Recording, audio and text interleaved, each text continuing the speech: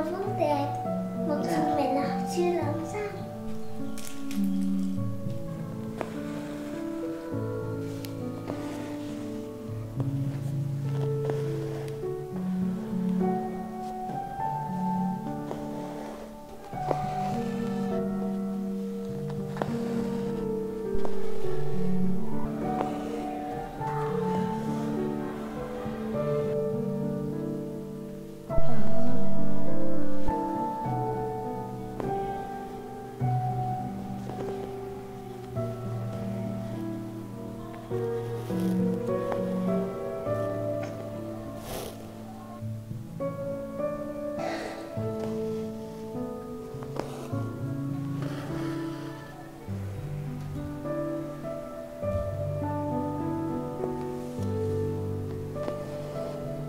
Mẹ chưa cần nói ạ.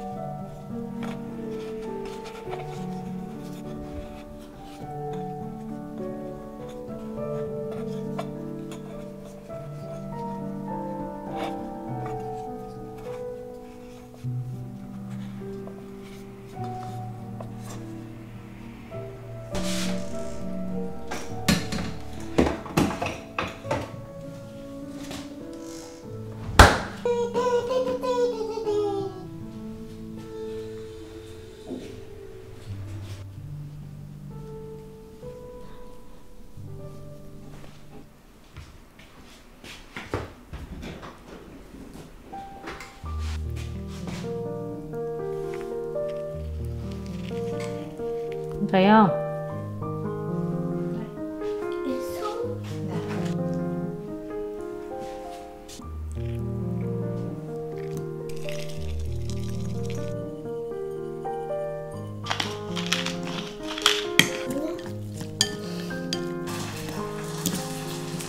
Mẹ ơi, mẹ phải nói cho.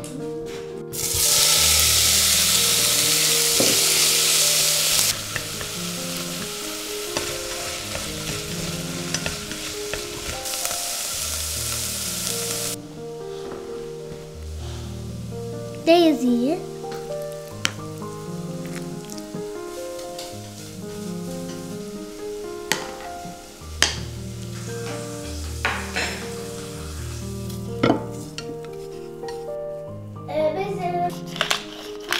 Ich bin hier, pass auf!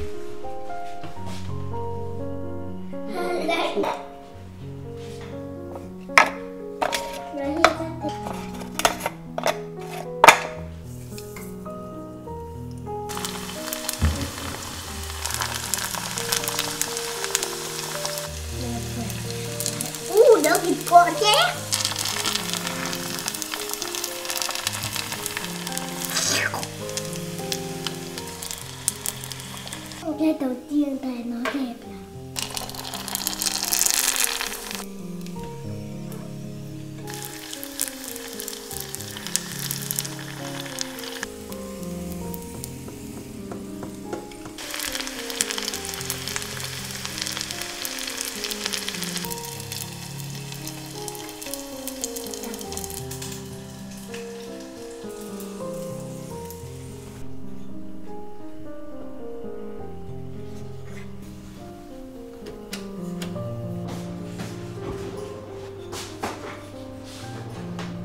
đấy, xong bên này cũng thế, nhìn nhá, đấy, thấy không? cái trên này hả?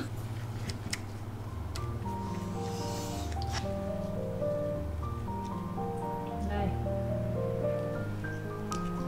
Thế? Còn con là cả Elsa. Elsa.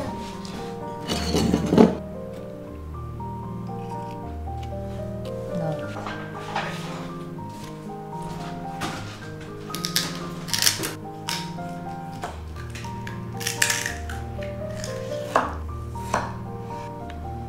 Bây giờ con là Elsa tại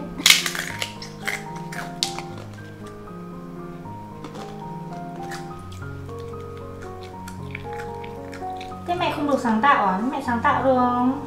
một trường. Được à? Tại vì mẹ không nhớ được là bài đấy như thế nào. Thì cái này ngon không? Hay mà chưa ăn, hay là Olaf chưa ăn.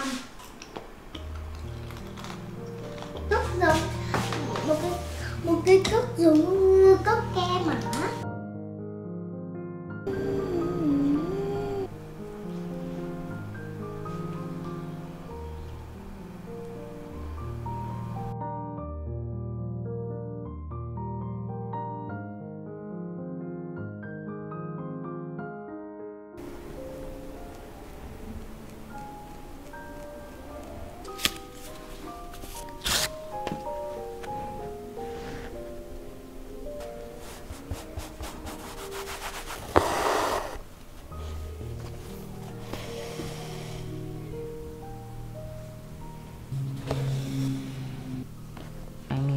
Cái miếng đấy thì...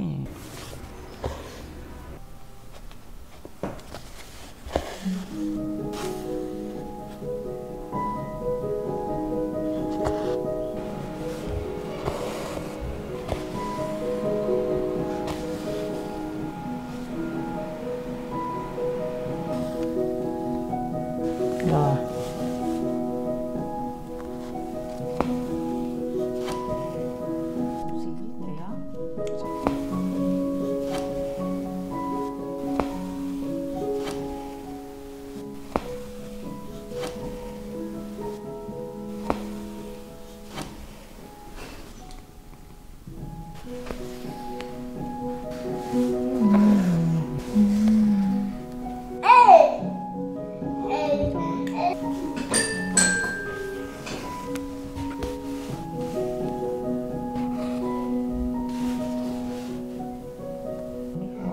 Cái gì?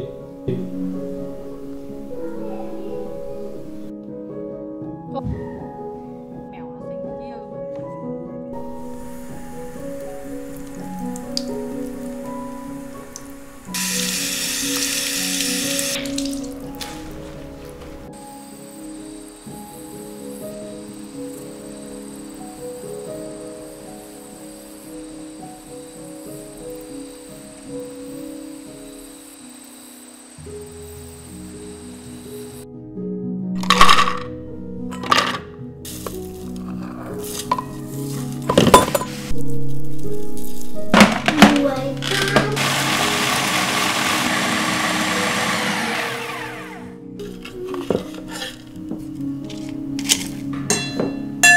Thế được rồi đấy.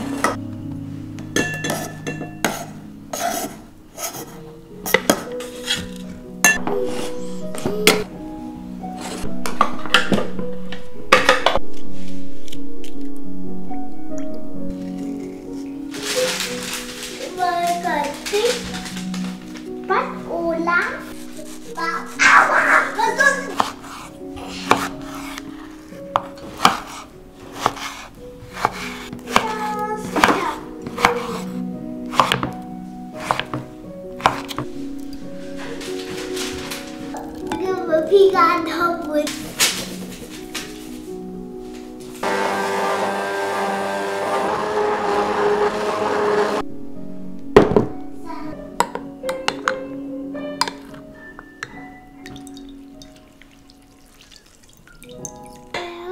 It's useless just to keep it here. wow, mình đủ kêu sai vào Tiếng Anh rồi mình gọi điện chúc mừng sinh nhật. To everyone, it's someone else's.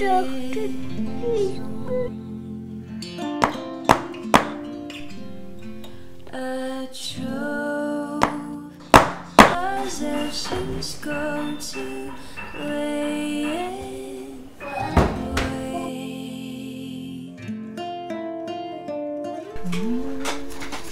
The wide-eyed man is standing up again.